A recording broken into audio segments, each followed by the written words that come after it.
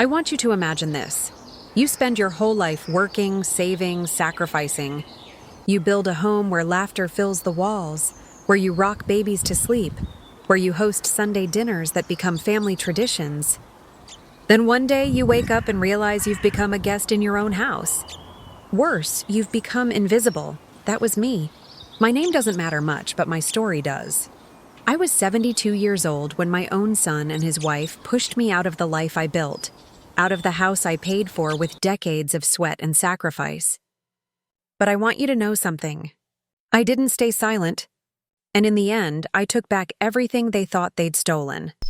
Let me take you back to where it all began. For years, I was the one who made the house a home. I was up before the sun, cooking breakfasts that no one thanked me for. Every holiday, I pulled together feasts that took days of planning and hours of standing on aching legs. My son, David, and his wife, Sarah, would stroll in, laugh, and eat, while I stood by, smiling, hiding the exhaustion under my apron. At first, I told myself that's just what mothers do. But slowly, little comments chipped away at me. Sarah would say things like, "Oh, Mom, you don't need to sit at the table, we've got it," as she ushered me toward the kitchen sink. David, my own flesh and blood, would chuckle and follow her lead. It was subtle, then it wasn't. I noticed my name missing from the bills. I noticed that my mail was redirected. My bedroom, the one I had slept in for over 25 years, was suddenly being called the guest room. A guest. In my own home. The day that broke me was a Saturday afternoon. I came out of the kitchen, carrying a tray of lemonade for the kids. And Sarah, standing in my living room like she owned it, looked at me and said, "Mom, can you not interrupt? We're having family time." Family time. As if I wasn't family. That night, I cried quietly in my room. But tears weren't going to fix what they had done. A few weeks later, by accident, or maybe by fate, I found a thick envelope tucked into the wrong pile of mail. It was a refinancing document for the house. My house. My signature was at the bottom. Except it wasn't my signature. Sarah had forged it. My son had allowed it. They had borrowed against my home, against the roof I built, putting me in debt I never agreed to. For a moment, I felt like the floor had vanished beneath me. But then a different feeling rose up inside me, a fire I hadn't felt in years. They thought I was old, weak, disposable. They forgot who they were dealing with. I went to the bank. I went to a lawyer. And slowly, I pieced together the ugly truth.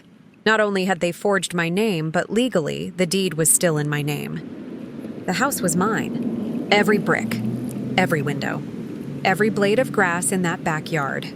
Mine, so I waited. I let them get comfortable. I let Sarah host her wine nights with her friends, showing off her home. I let David strut like the provider he never was. And then I struck. I sold the house. Quietly, cleanly, and fully legal.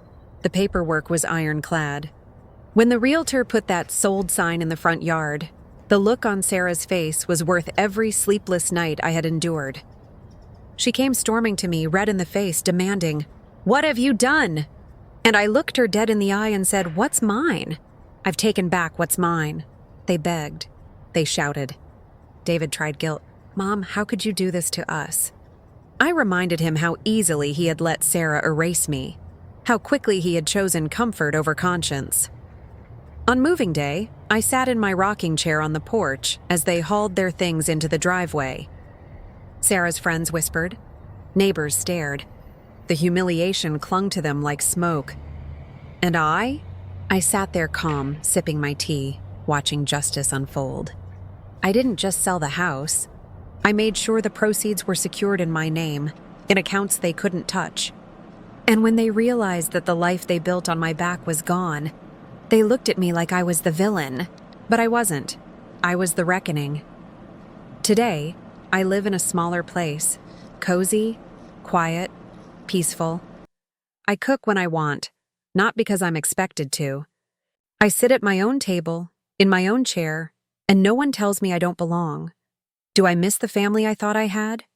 Sometimes, but the truth is, they were gone long before the house was sold.